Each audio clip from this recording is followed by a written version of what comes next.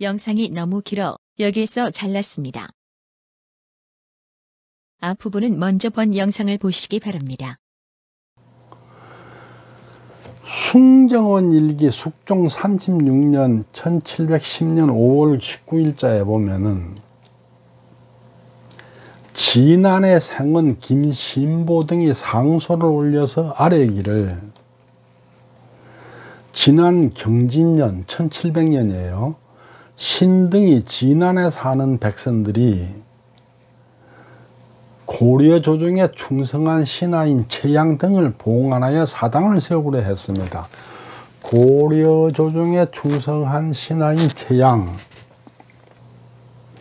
고려 조정에 충성한 최양, 즉 최양을 이 사당에 봉안한 이유는 고려 조정에 충성했기 때문이다 이런 얘기예요. 이게 진안에 있는 연계세원인데 전북 진안군 마릉면 은강정 1길 54-6에 가면 있어요. 이거 보면 이제 서원이 사당 신실만 이렇게 있는데 1700년에 서원이 건립됐고 삼현, 최양, 송중길, 이인현 이 세 분이 배향이 됐어요.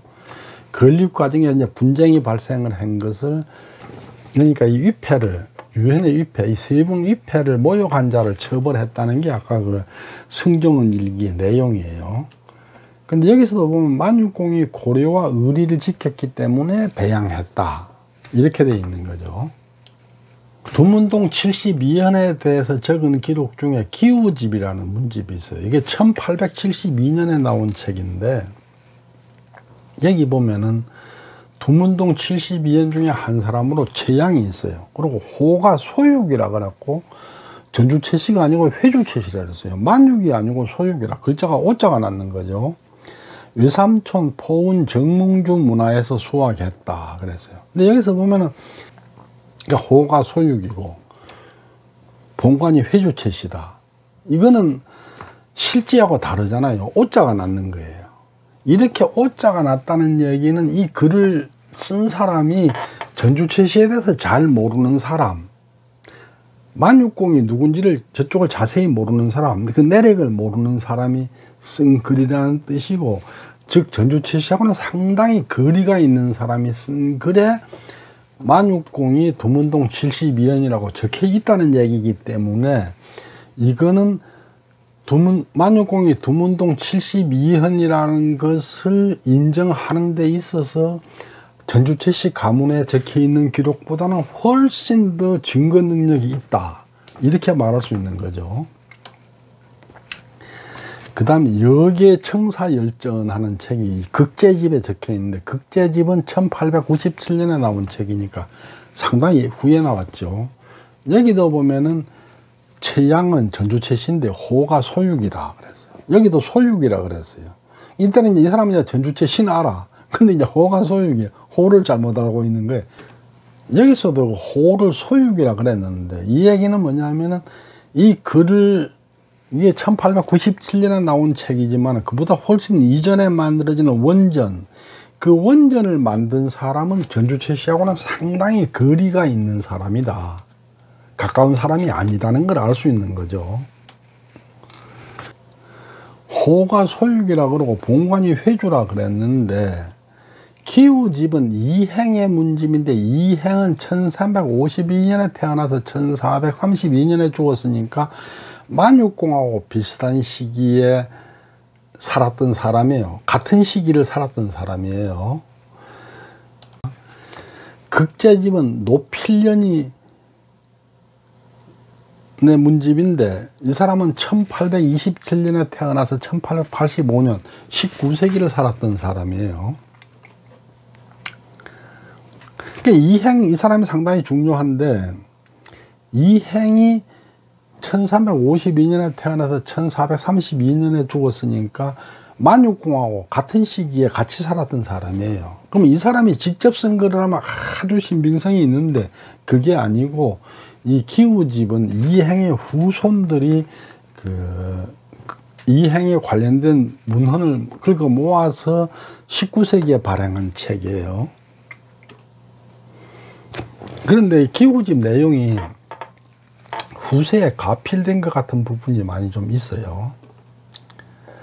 그런데 호와 본관을 잘못 적은 걸 볼 때 이 글은 타성인의 문헌이고 전주 최씨하고는 상당히 거리를 가지고 있는 사람이 먼 사람. 그러니까 만육이 호가 소육이 아니고 만육이라는 사실, 본관이 회주가 아니고 전주라는 사실을 검증할 실력을 안 갖춘 사람, 그 사람이 적은 글이란 얘기죠.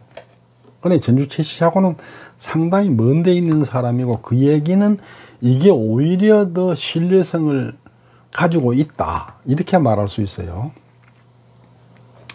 근데 이거 외에도 뭐 만육공이 출사하지 않았다는 그런 문헌은 굉장히 많아요. 전부 이제 조선시대, 조선 후기에 나온 글들이지만은 굉장히 많이 있어요. 순조실록 34년, 1834년 5월 30일에는 고려 찬성사 최양은 충익공으로 시호를 내렸다. 여기서도 충익공이라는 시호가 내려온 이유는 고려에 충성한 사람이었기 때문에, 고려 찬성사로서 충성을 했으니까 충익공으로 시호를 내렸다는 얘기죠. 승정원 일기 헌종 1년 1835년 11월 15일자에는 이건 이제 34년에 그 시호를 내려줬으니까 그 다음 해죠. 그 다음 해에 이조에서 보고하기를 정시를 한 충익공 최양의 시호를 연시한다고 합니다. 이 연시는 뭐냐면은 왕이 시호를 내려주면은 그걸 집안에서 받아 가지고 그때부터 그걸 쓰는 거, 정식으로 사용하기로 공표하는 것을 연시라 그래요. 연시. 이 연시를 한다는 얘기는 그때부터는 시호를 받아들여서 쓴다는 얘기고, 연시를 안 하는 경우도 있어요. 왕이 시호를 내렸는데도 그 후손이나 후학들이 연시를 안 하는 경우도 있어요.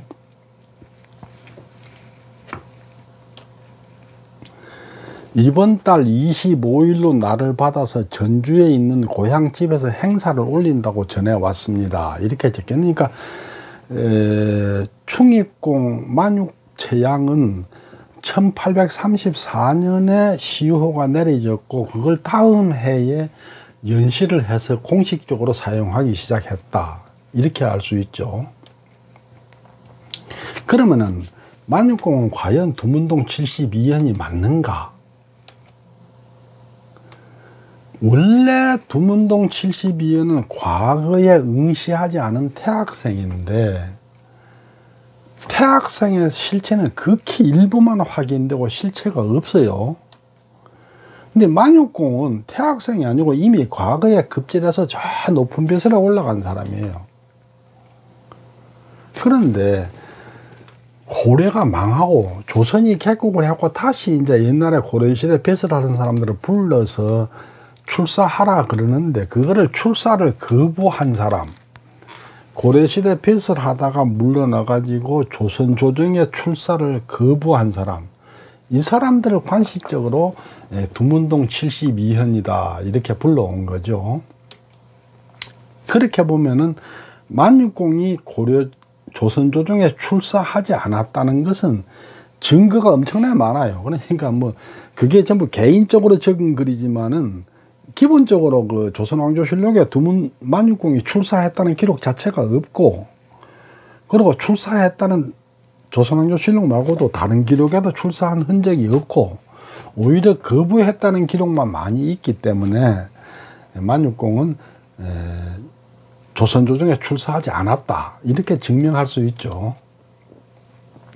그러니까 만육공은 태학생은 아니지만 조선 개국에 반대한 고려 충신인 것은 맞다, 이렇게 봐야겠죠.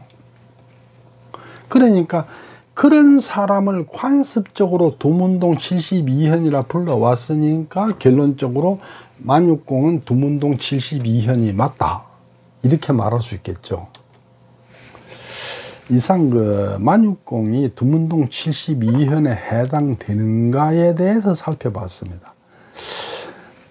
그런데 그 금감록에는 태조 이성계하고 만육공 최양이 그 중마 고우로 묘사가 돼 있어요.